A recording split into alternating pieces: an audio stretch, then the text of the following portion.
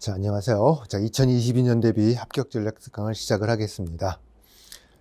자, 제 합격 전략 특강이 강의가 좀 길어요. 그래서 오늘은 첫 번째 시간으로 합격 전략이란 무엇인지, 그 다음에 선택과 집중, 패턴의 활용에 대해서 생각을 해보고요.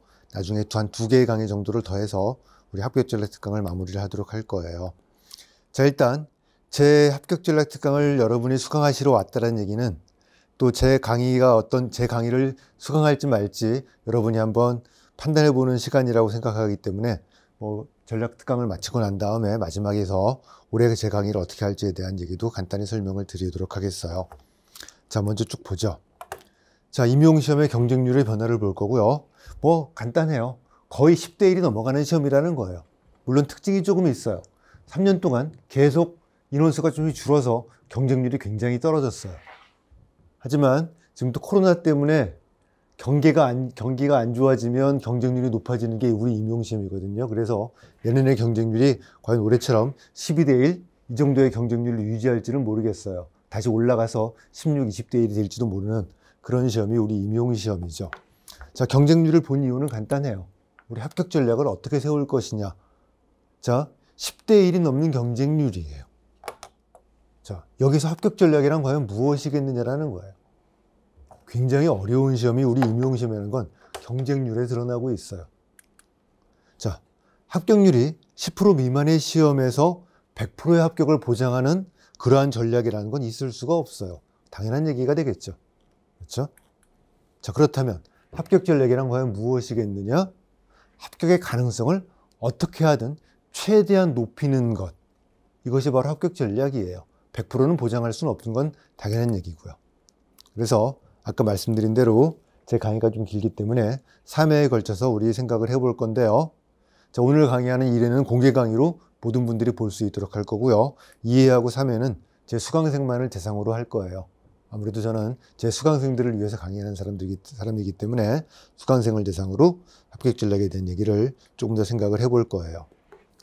자, 시작하기 전에 질문을 하나 드릴게요.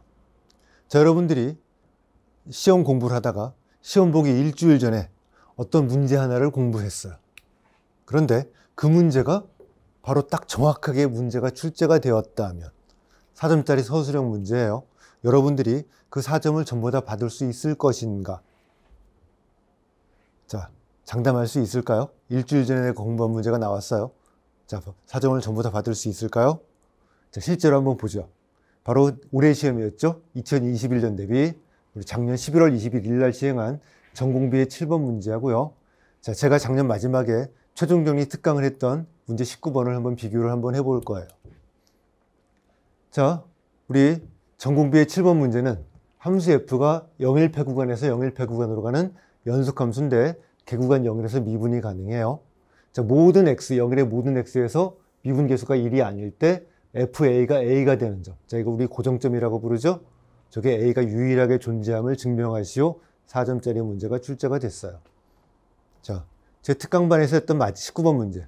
연속함수 f가 구간이 AB 구간에서 AB 구간이에요. 자, 여기만 0,1패 구간 받치면 되겠죠? 개구간 AB에서 미분 가능하고, 자, 모든 x에 대해서 미분계수가 1이 아닐 때 f의 고정점. 이게 바로 고정점이죠. 유일함을 보이시오. 자, 구간 AB를 0,1로 고쳐버리면 정확히 똑같은 문제예요. 자, 이게 이렇게 똑같은 문제가 나오는 건 저도 드문 일이에요. 거의 매년 비슷하게 적중한다라는 건 제가 다루던 주제의 문제가 나온다, 비슷한 문제가 나온다. 자, 그런데 올해에는 운이 좋게도 똑같은 문제가 하나 출제가 되어버렸어요. 자, 그렇다면 이때가 제가 촬영하기를 시험 2주 전에 촬영을 했기 때문에 제 강의를 수강하신 분들은 거의 일주일 전에 이 문제를 풀어봤을 거예요.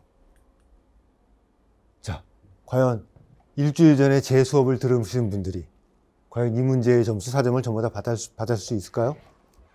이론적으로는 4점을 전부 다 받지는 못할 수 있어요. 자, 개인의 공부 방법, 투자한 시간, 어떤 분은 이 문제가 중요할 거니까 풀어보자. 어떤 분은 대충 넘어가고.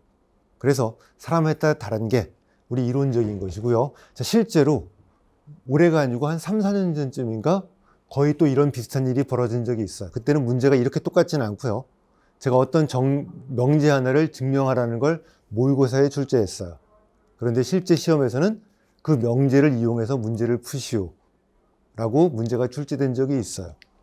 제가 정리를 증명해 주면서 이렇게 사용하면 됩니다 라는 설명을 다 했기 때문에 상당히 적중을 비슷하게 했었거든요.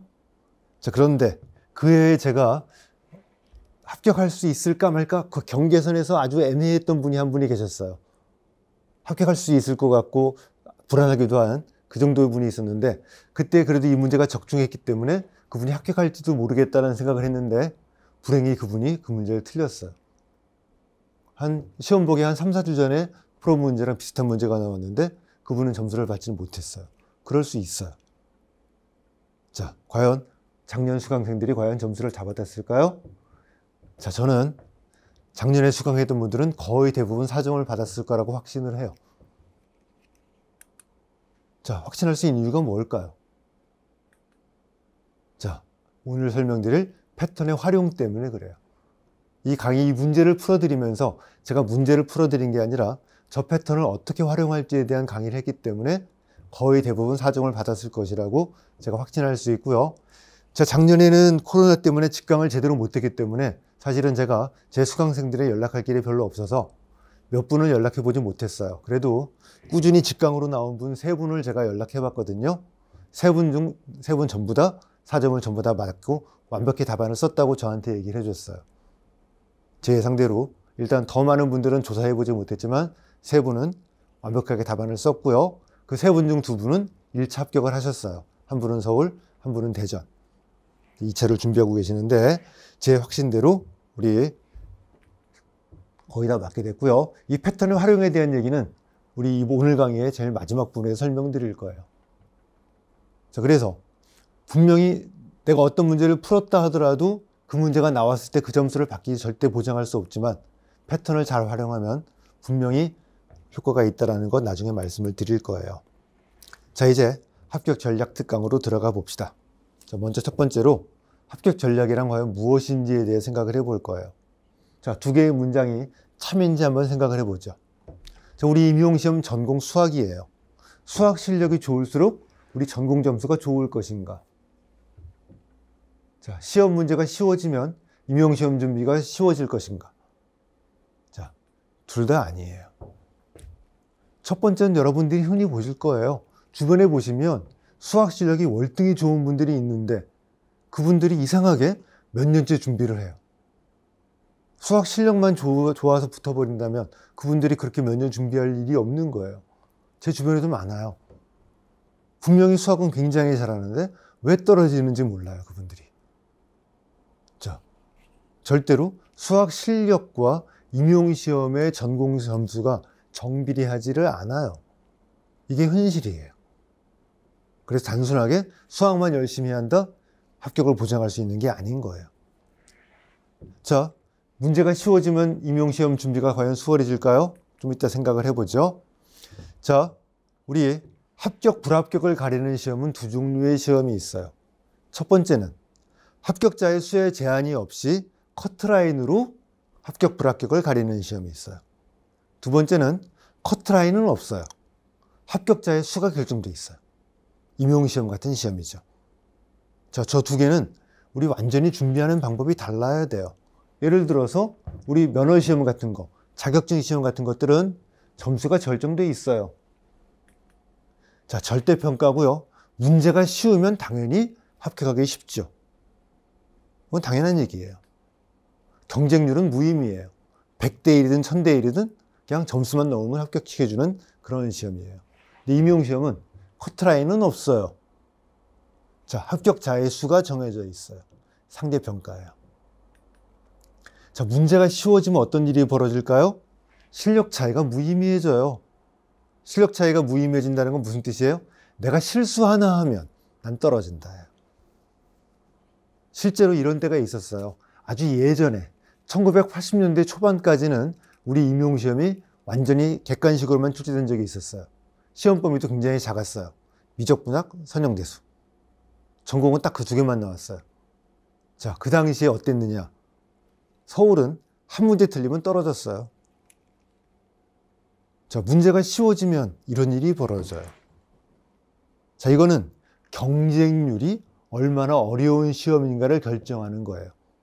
자, 이런 임용시험의 난이도는 문제가 쉽고 어렵고가 중요한 게 아니고 경쟁률이에요.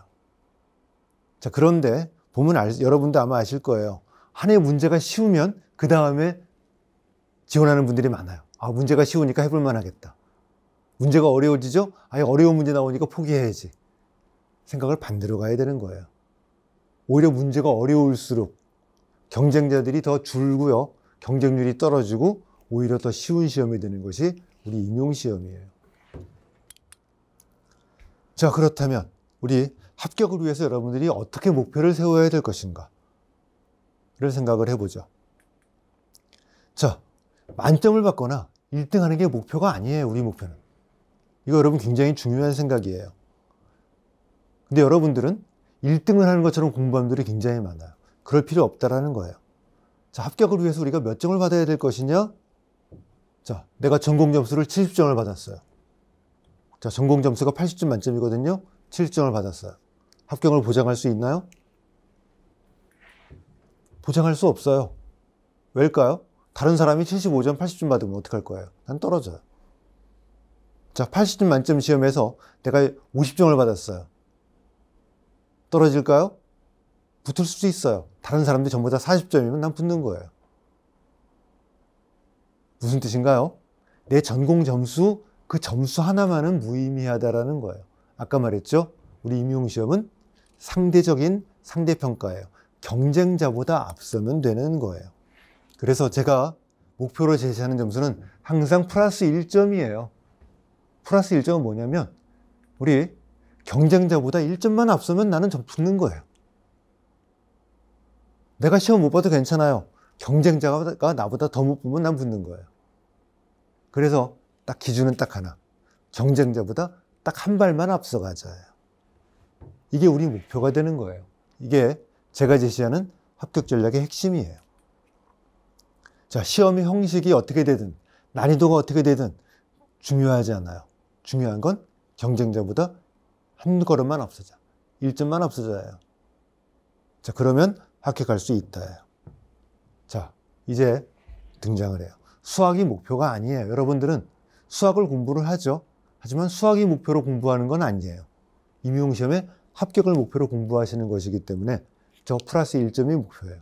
수학은 굉장히 어려운 학문이에요.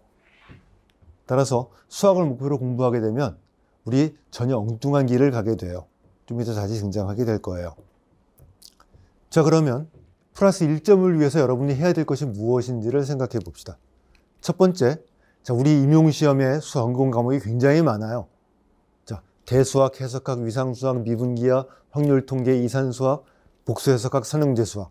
어마어마하게 많은 과목을 공부해야 돼요. 자, 그래서 모든 범위를 다 공부를 잘할 수는 없어요. 자, 그렇다면 여러분들이 어떻게 전략을 세워야 되냐면 첫 번째, 내가 잘하는 부분도 있고 못하는 부분도 있는데 내가 못하는 부분에서는 경쟁자에게 많이 뒤떨어지지 않도록 노력해야 돼요. 어떤 한 부분에서 점수 차이가 많이 내가 떨어지면 다른 데 역전할 수가 없어요. 그래서 경쟁자한테 뒤떨어지지 않는 그러한 전략을 세우는 공부가 필요해요. 자, 어떤 주제에 대해서는 내가 잘하는 부분이에요. 앞서야 돼요. 자, 이 두 개를 여러분이 병행을 해야 돼요. 어느 한쪽을 택할 수는 없어요. 모든 걸 다 잘하는 사람은 없기 때문에 여러분들이 저 전략을 적당히 균형을 맞춰서 세워야 돼요. 자, 무슨 뜻인가요? 절대적인 기준의 전략이 아니라는 뜻이에요. 항상 상대적이에요. 경쟁자보다 뒤지지 않도록 하는 무엇인가 노력을 해야 되고요. 경쟁자보다 앞서야 되는 뭔가를 해야 돼요. 자, 뭘 알아야 돼요? 다른 사람들이 어떻게 공부하는지, 어떤 방법으로 어떤 주제를 공부하는지, 이런 것들 정보가 굉장히 중요한 거예요. 그래서 여러분들이 노량진 근처에서 스터디를 한다든가 하는 것들이 의미가 있는 것이 바로 이 부분이에요. 상대적인 공부이기 때문이에요. 자, 절대적인 공부가 아니라는 것, 이게 굉장히 중요해요. 자, 그러면 합격 전략에 대한 얘기를 봅시다. 자, 모두에게 동일하게 적용되는 합격 전략은 존재하지 않아요. 당연하겠죠? 임용을 준비하는 여러분들이 다 개인마다 실력이 다르고 상황이 다 달라요. 따라서 어떤 분은 대수학을 잘하고 어떤 분은 해석학을 잘하고 다 다르기 때문에 자, 공통적인 합격 전략은 존재할 수 없고요. 존재한다 하더라도 무의미해요. 모두 똑같은 전략이라면 어떻게 되죠? 앞설 수 없어요. 아까도 말했지만 남보다 앞서는 것이 합격 전략인데 똑같은 전략이라면 무의미하게 되는 거예요. 자, 그래서 나한테 맞는 전략을 내가 찾아야 돼요. 자, 저는 전략을 수립해 드릴 수 없고요.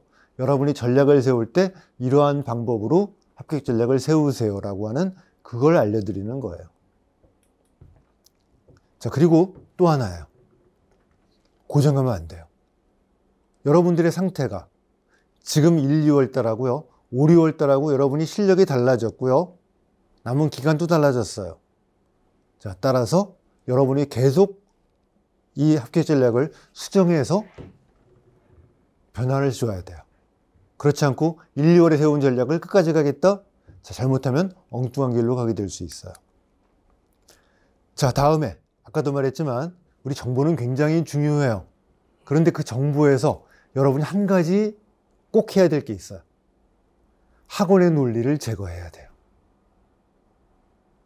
자, 여러분이 보고 있는 정보는 굉장히 많은 정보들이 학원을 통해서 등장을 하게 돼요. 학원은 수익을 목표로 하는 집단이에요.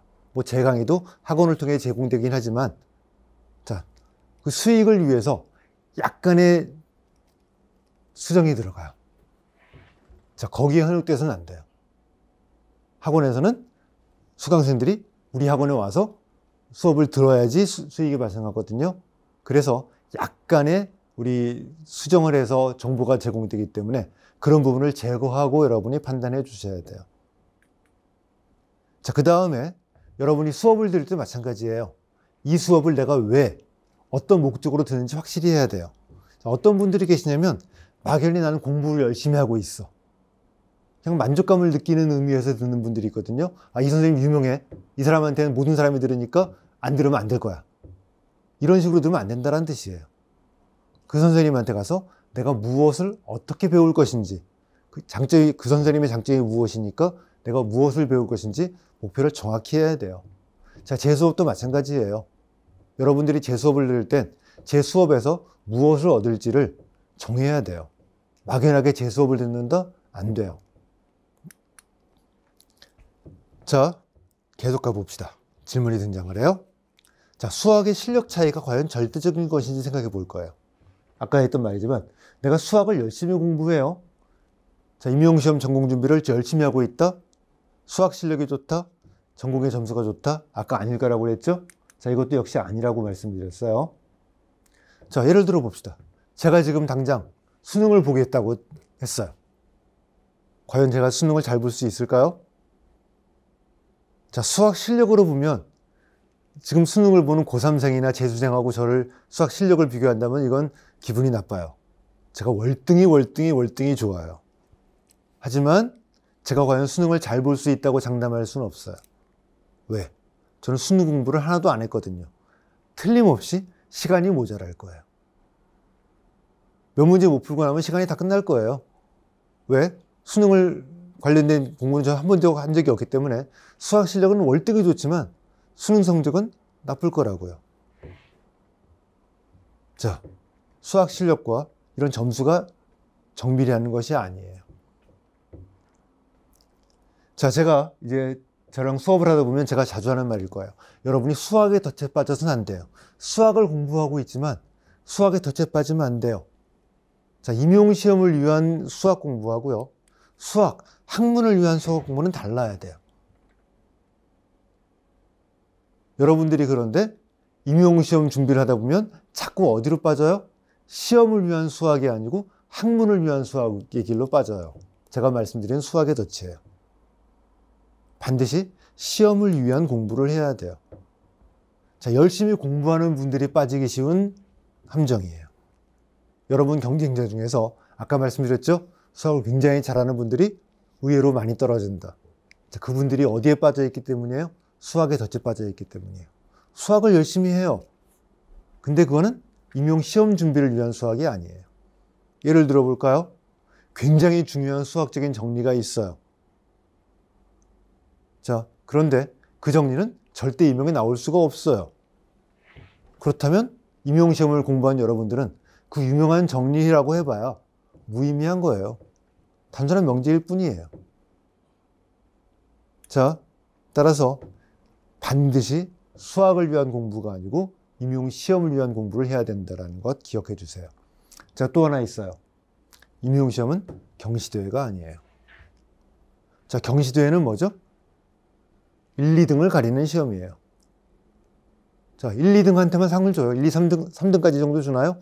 1, 2, 3등까지 상을 줘요. 나머지는 무의미해요. 임용시험은 뭔가요? 우리 1, 2, 3등은 중요하지 않아요. 자, 몇 등 이내만 들면 돼요. 합격자가 100명이면 100등 이내만 들면 되지 100등 이내 든 다음에 거기 등수는 중요하지 않아요. 그래서 경시대회용 공부가 아니고 임용시험용 공부를 해야 돼요. 자, 결론이죠. 목표하고 수단을 혼동하면 안 돼요. 목표는 여러분들이 임용시험을 합격하는 것, 선생님이 되는 것이에요. 자, 수단은 뭐죠? 우리 수학을 공부하는 거예요. 그리고 여러분들이 하는 수학 공부는 임용시험의 합격을 위한 수단일 뿐이다 라고 하는 것을 꼭 기억해 주세요. 자, 이제 합격 전략이란 무엇이다? 경쟁자보다 한 번 앞서 나가는 전략이다 라고 하는 말씀을 드렸고요. 이제 두 번째 주제로 가죠. 제가 선택과 집중이라고 부르는 거예요. 자, 일단 여태까지 제가 수학 실력이 좋아도 떨어질 수 있다고 얘기했지만 확실한 건 분명하게 수학 실력이 좋으면 분명히 유리해요. 그건 당연한 거죠. 그건 부정할 수가 없어요. 수학 실력이 좋으면 좋을수록 분명히 유리해요. 따라서 여러분들이 수학 공부를 해야 돼요. 자, 그런데 수학의 전 범위를 전부 다 완벽하게 공부할 수 있을까요? 그렇지는 않아요. 자, 사실 불가능해요.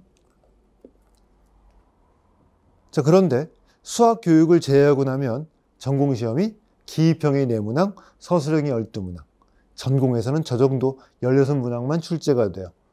그래서 딱 저 문제가 출제되는 16개의 주제만 여러분이 공부하면 합격해요.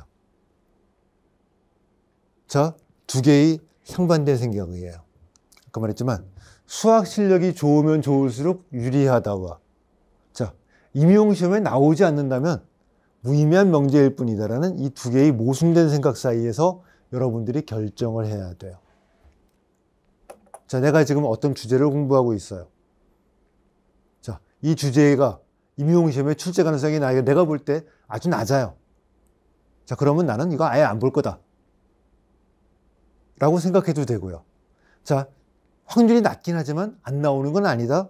아주 낮은 확률이지만 나온다면 어떻게 할 것이냐? 나는 공부하겠다. 이 두 개의 생각 사이에서 여러분이 결정을 해야 돼요. 자, 그래서 이 선택이라고 하는 것이 굉장히 중요해요. 어떤 주제를 선택해서 내가 공부할 것인가.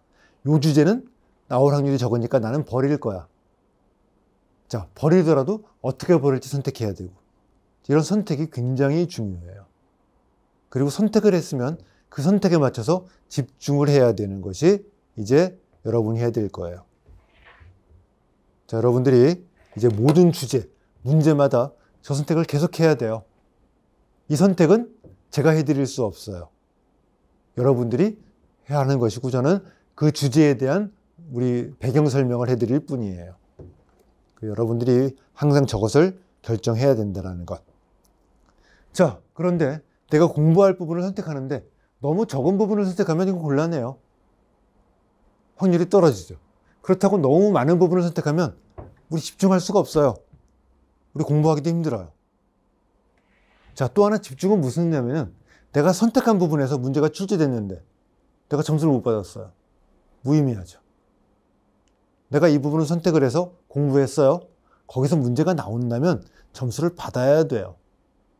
집중해서 공부해야 돼요. 그래서 이 선택하고 집중을 여러분들이 적절히 잘해야 되는데 자, 이 부분에서 또 하나 여러분 굉장히 중요한 부분이 있어요. 오늘은 간단히 설명만 하고 수업을 하면서 설명드릴 수밖에 없는 것.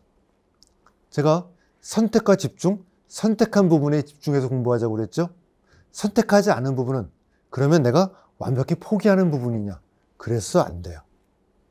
내가 선택하지 않았다는 건 확률이 조금 떨어지니까 또는 내가 그분을 좀 잘 못하니까 선택하지 않았을 뿐이거든요. 완벽히 포기하면 안 돼요. 저기서 문제가 나온다면 나는 이것만은 할 거야 라고 뭔가를 만들어 놔야 돼요. 0점 받으면 안 돼요. 아까 제가 뭐라고 그랬죠? 경쟁자한테 뒤떨어지지 않는 전략이 필요하다고 그랬죠? 그게 바로 선택하지 않은 부분을 버리는 방법이에요. 그냥 버려서 나는 거기서 나오면 0점 안 돼요. 내가 이 부분 선택하지 않았어요. 문제가 출제됐어요. 내가 0점이면 경쟁자가 3점을 받으면 내가 어디선가 3점을 뒤집어야 돼요. 내가 선택하지 않은 부분에서 문제가 나왔을 때 내가 어떻게든 1점, 2점이라도 받아 놓을 수 있다면 경쟁자가 3점을 받아도 점수 차이가 줄죠. 내가 잘하는 부분에서 역전할 수 있는 가능성이 더 생기는 거예요. 그래서 선택하지 않은 부분을 어떻게 버릴 것이냐가 이 선택과 집중의 핵심이에요. 잘 버리기. 여기서 문제가 나오면 나는 요런 말만 쓰고 끝낼 거야. 그러면 잘하면 점수가 1점, 2점은 받을 수 있어. 이걸 만들어 놓는 거예요. 자, 이거는 수업을 진행하면서 그 주제마다 제가 설명드릴 수밖에 없어요. 더 여기서 깊게 말씀드릴 수 없고요. 제가 도움을 드릴 수 있는 부분이 바로 이런 부분이에요. 여러분들이 혼자 공부해서는 못해요. 왜? 여러분들은 버리는 부분은 무엇을 써야 될지를 모르죠. 그걸 알려면 버리는 게 아니에요. 그렇죠? 자, 내가 여기를 버릴 거예요. 근데 버리더라도 그냥 버리기 싫어요. 여기 문제가 나오면 난 이런 말을 쓰고 싶어요. 근데 그 쓰고 싶은 말을 찾으려면 버리는 게 아니라 공부해야 돼요. 안 돼요. 자, 그래서 제가 도움을 드리는 부분이 바로 뭐냐면 이 버리는 부분을 여러분들은 공부하는 게 아니고 제 수업 시간에 어떤 말을 해드리거든요. 이 말 그것만 기억해 놓고 이 말만 쓰자. 그래서 제 수업을 여러분이 수강할 때 모든 걸 다 완벽히 공부하겠다 이게 아니에요. 자, 버리는 부분에서는 제 수업 시간에 나왔던 말들 중요한 말 몇 가지를 이것만 쓰고 나오겠다 라고 결정해 버리는, 버릴 때 도움이 되는 강의도 분명히 굉장히 중요해요. 자, 이런 얘기들은 수업을 하면서 우리 말씀을 드릴 수밖에 없고요. 자, 그 다음에 마지막 주제죠. 오늘의 선택과 집중의 일환으로서 이 패턴 만들기가 굉장히 중요해요. 자, 전략적으로 내가 선택한 부분이 있어요. 거기서 문제가 나온다면 어때야 돼요? 경쟁자보다 앞서야 돼요. 아니, 최소한 뒤지지는 말아야 돼요. 자, 내가 공부하기로 마음먹은 주제에서 문제가 나온다면 경쟁자보다 앞서지는 못하더라도 절대 뒤져서는 안 돼요. 그 다음에 또 하나가 있어요. 시간도 짧아야 돼요. 여러분들이 임용시험 보시면 알겠지만 우리 임용시험은 시간과의 싸움이에요. 문제수에 비해서 시험 시간이 너무 짧아요. 자, 그래서 한 문제당 여러분이 10분, 15분 정도 그 이상 투자할 수가 없어요. 내가 공부한 주제에서 문제가 나온다면 내가 최대한 빠르게 점수를 받아내야 돼요. 그래야 내가 공부하지 않은 부분에 나온 문제에 시간을 투자해서 점수를 받아낼 수 있어요. 자, 아까 말했죠? 선택하지 않은 부분도 점수 차이를 줄여야 되고요. 잘 버리는 게 중요해요. 자, 이때 무엇이 중요하냐면 패턴을 만들면 굉장히 유용해요. 자, 패턴을 잘 만들어 놓으면 문제가 나오면 이 문제는 이렇게 푸는 거야. 쭈르륵 답을 써버릴 수 있어요. 시간도 짧고 점수를 잘 받을 수 있어요. 자, 버리는 주제도 패턴을 만들어 놓는 거예요. 내가 버리는 주제에서 이런 문제가 나오면 난 이것만 쓰고 말 거야. 패턴 딱 하나 만들어 놓고 그것만 쓰세요. 자, 이렇게 전략에 맞춰서 패턴을 잘 만들어 놓는 것이 굉장히 중요해요. 자, 이제 처음에 들어가는 문제로 돌아와 볼까요? 자, 올해 작년 문제였죠? 전공비의 7번과 제 작년 특강, 최종전이 특강의 19번이 똑같은 문제였어요. 제가 이 문제를 제 수강생들이 거의 다 맞았을 거라고 확신했고요. 3명밖에 확인하지 못했지만 실제로 3분은 다 맞았어요. 완벽히 답안을 썼어요. 자, 그 이유가 무엇이냐면 이 문제를 단순하게 풀어봤기 때문에 맞을 것이다 아니에요. 이 문제 한 문제 풀어줬다? 그러면 잘 본 사람도 있고 못 본 사람도 있어요. 자, 이런 문제를 해결할 때 어떻게 해결하면 된다? 라는 패턴을 익혔기 때문에 제가 확신하는 거예요. 제가 패턴을 들고서 연습을 많이 시켰어요. 그래서 이런 유형의 문제가 나오면 당연히 맞을 거예요. 자, 똑같은 문제가 아니었어도 돼요. 똑같은 문제가 아니었어도 이 연습한 패턴의 문제가 나온다면 다 잘 봤을 거예요. 자, 봅시다. 우리 전공부의 7번 문제를 보면 여기에 고정점이 존재함을 보이시오. 이건 중각합 정리를 이용하는 기본 패턴으로 연습을 많이 했어요. 저기 유일하게 존재한다, 롤의 정리를 이용하는 패턴으로 연습을 많이 했기 때문에 자, 이 문제는 거의 맞을 것이다 라고 제가 확신하는 거였어요. 자, 이제 우리 수업 시간의 자료예요. 제 최종영리 특강반에 우리 패턴 16이라고 제가 제시했던 거예요. 자, 최종영리반의 패턴 번호고요. 기본이론반과 문제풀이반에서 했어요. 자, 중각합 정리를 쓰는 표준형이에요. 연속함수 f가 패구간 AB에 정의된 함수가 양 끝점의 함수값을 곱한 게 음수라면 무슨 뜻이죠? 한쪽은 양수, 한쪽은 음수라는 뜻이에요. 중간에 뭐가 존재한다? f의 근이 존재한다. 이게 중각합 정리를 쓰는 기본 요령이다 라는 패턴을 만들어 놓고 연습을 굉장히 많이 했어요. 자, 그래서 어떤 주어진 조건을 만족하는 점 C의 존재성을 보일 때 문제에 주어진 조건을 뭐로 바꾸는 것이다? 어떤 연속함수의 근의 존재로 바꾸는 것이다 라고 해서 우리 연습을 굉장히 많이 했어요. 자, 우리 전공 시간이 아니기 때문에 뭐 더 설명하진 않을 거예요. 자, 그래서 우리 문제의 경우에 고정점은 함수를 이렇게 바꾸면 된다 라고 딱 예를 들어서 우리 생각을 해버린 거예요. 자, 그리고 나서 자, 이어지는 이 문제들은 전부 다 문제는 다 달라 보여요. 하지만 똑같은 패턴으로 쓰는 문제예요. 함수를 변형해서 함수의 근의 존재성으로 바꾸면 되는 문제들. 자, 저런 문제들을 전부 다 풀어봤기 때문에 전부 다 똑같은 패턴으로 푸는 문제거든요.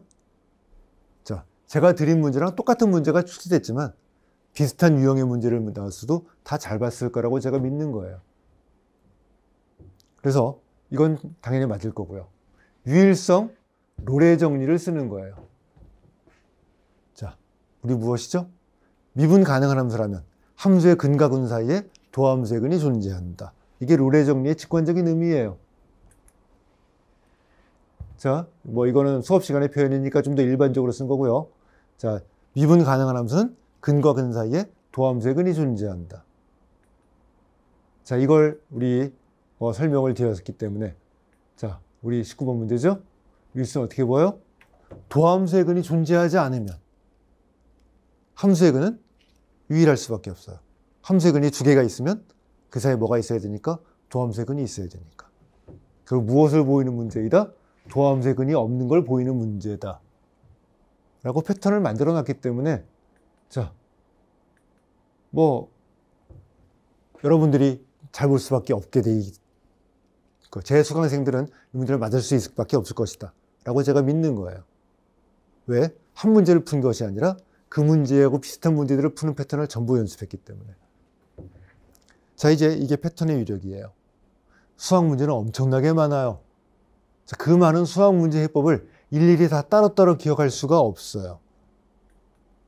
그래서 자주 나오는 문제의 유형을 선택해서 자, 뭐예요? 풀이 과정이나 결과를 패턴으로 만들어 버리는 거예요. 자, 그리고 그걸 집중적으로 연습을 하는 것이 바로 이제 패턴을 만드는 우리 자, 아까도 말했지만 버리는 주제라도 패턴을 만들어서 버리는 거예요. 여기 버릴 때는 문제가 나오면 난 이 패턴만 적용하고 말 거야. 끝. 자, 이게 여러분이 앞으로 남은 공부 기간 동안에 이걸 얼마나 잘 만드느냐. 이게 굉장히 중요한 우리 방법이 된다라는 거예요. 자, 이 정도까지가 이제 오늘 제가 말씀드리는 주제고요. 자, 이것들을 가지고 이제 우리 제 수업을 하면서 이런 것들을 쭉 따라갈 거예요. 자, 그 다음에 다음 특강의 주제를 간단히 설명을 드리죠. 자, 우리 서술형 사슴짜리 문제는 자, 특징이 뭐죠? 부분 점수가 있고요. 감점이 있어요. 굉장히 중요해요. 여러분들의 임용시험은 1점이면 하늘 같은 점수예요. 합격 커트라인 근처에 1 플러스 마이너스 1점 사이에 어마어마하게 많은 분들이 몰려 있어요. 1점을 더 받느냐 못 받느냐가 하늘과 땅 차이를 만들어내는 시험이 임용시험이에요. 자, 그런데 서술형은 뭐가 있어요? 부분 점수가 있고 감점이 있어요. 감점 1점을 당하는 순간 난 떨어지는 거예요. 내가 잘 모르는 문제라도 부분 점수 내가 1점을 받았어요? 그 순간에 합격할 수 있어요. 자, 서술형 답안은 이 부분 점수 감점이 굉장히 중요해요. 그래서 실력이 비슷하면 답안을 어떻게 쓰느냐가 당락을 결정해요. 어떤 사람은 감점을 당했는데 나는 감점을 당하지 않았어요. 실력은 비슷했는데. 나는 붙고 그 사람 떨어지는 거야. 자, 나는 부분 점수를 받았는데 그 사람 못 받았어요. 나는 붙고 떨어지는 거예요. 그래서 이게 굉장히 중요해요. 자, 심지어는 약간 내가 실력이 뒤져도 답안 작성을 잘하면 역전할 수 있어요. 수학 실력은 저 답안 작성으로 뒤집을 수가 있어요. 자, 그러려면 뭐가 필요하죠? 채점 기준이 어떻게 되는지 알아야 돼요. 채점 기준을 이해하지 못하면 아무 소용이 없어요. 그래서 채점 기준이 어떻게 될 것이냐, 어떻게 답안을 써야 부분 점수를 받을 수 있고 감점을 피할 수 있을 것이냐. 자, 이것도 굉장히 긴 주제로 우리가 얘기를 해야 돼요. 자, 그 다음에 기입형, 우리 전공에 4문제가 나오죠? 자, 기입형은 빠르기와 정확성이 핵심이에요. 자, 기입형 문제를 내가 맞았어요. 그런데 내가 계산이 20분 걸렸어요. 2점 받는 게 무의미할 수 있어요. 그 20분을 다른 서술형 문제에 투자했으면 그 20분 동안 내가 4점을 받을지 몰라요. 기입형에 투자해서 2점을 받았어요? 좋아할 게 아닌 거예요. 2점이 깎인 거라고 보면 되는 거예요. 따라서 빠르기와 정확성. 시간은 내가 5분 투자했는데 틀렸어요? 5분 버린 거예요. 그렇죠? 그래서 이 기입형은 저 두 개가 동시에 달성이 돼야 돼요. 빠르고 정확하게. 그렇지 않으면 무의미한 게 기입형 불이에요. 과정은 필요 없죠. 결과만 중요하죠. 자, 따라서 아까 서술형 문제를 푸는 것과 접근 방법이 완전히 달라야 돼요. 여러분들이 기입형 문제의 풀이와 서술형 문제의 풀이는 공부 방법이 달라야 돼요. 내가 A란 주제를 공부할 때 기입형으로 공부하는 것과 서술형 공부가 똑같으면 안 돼요. 다르게 공부해야 돼요. 자, 그래서 저 기입형을 어떻게 준비할 것인가에 대해서 우리 생각을 해봐야 돼요. 자, 그 다음에 마지막 주제예요. 과연 이제 서술형인데 채점을 믿을 수 있을까요? 굉장히 무서운 질문이죠. 하지만 이거 반드시 해야 돼요. 채점 믿을 수 있을까요? 채점을 누가 하죠? 작년, 재작년에 합격하신 선생님들이에요. 그분들은 전공 수학을 손에 뗀 지가 1년이 넘었어요. 수학은 몰라요, 이제. 여러분 아실 거예요. 한두 달만 쉬어도 까맣게 잊어버려요. 생각이 안 나요, 우리 전공 수학은. 근데 1년 이상 쉬었어요. 수학 몰라요, 그 사람들은. 뭐만 보고 채점하는 거예요? 채점 기준표랑 여러분 답안을 비교만 하는 거예요. 그런데 수학이기 때문에 똑같이 쓸 수가 없고요. 변형이 되거든요. 그 사람들이 그 변형된 걸 잘 따라올 수 있을까요? 못 따라와요. 그 채점 절대로 믿을 수 없어요. 그런데 괜찮아요. 왜? 어떤 특정한 사람한테만 불리하게 적용하는 것이 아니라 불특정 다수하게 공통으로 불합리하니까 믿어도 돼요. 그러니까 믿어도 되는 게 아니라 뭐랄까요? 임용시험의 기준으로 삼아도 돼요. 이게 공정한 거예요. 불공정하게 이쪽한테는 유리하고 이쪽은 불리하다? 이러면 불공정하지만 균일하게 믿을 수 없기 때문에 시험 자체는 공정해요. 하지만 수학적으로 본다면 채점하는 사람 믿을 수가 없어요. 내가 아무리 잘 써봐야 수학적으로 완벽해요. 채점하는 사람이 실수로 깎아버리면 나만 손해예요. 나는 잘 몰라요. 대충 썼어요. 채점하는 사람이 저 사람 아는 사람으로 착각하면 점수 받아요. 이게 현실이에요. 자, 제가 뭐라고 부르냐면 보이지 않는 손이라고 부르는 거예요. 자, 그런데 아까 말했지만 그분들이 수학 실력이 없다라는 것이 여러분들의 또 하나의 장점이에요. 여러분보다 수학을 못해요. 여러분이 속일 수 있어요. 자, 답안을 어떻게 써야 돼요? 자, 이 여러분보다 수학을 못하는 사람들이 볼 때 이 사람은 아는 사람이야 라고 느끼게만 써주면 그 사람들은 점수가 나와요. 자, 이걸 어떻게 할 것이냐. 이건 모의고사반에서 여러분들이 해야 될 일이에요. 모의고사를 할 때 여러분들이 자, 하는 굉장히 많은 일 중에 하나가 바로 채점자를 어떻게 내가 속일 것이냐. 말이 좀 이상하죠? 속인다는 말이. 하지만 모르는 문제라면 속일 것이고요. 내가 아는 문제라면 그냥 보자마자 점수를 줄 수 있도록 답안을 쓸 것이냐.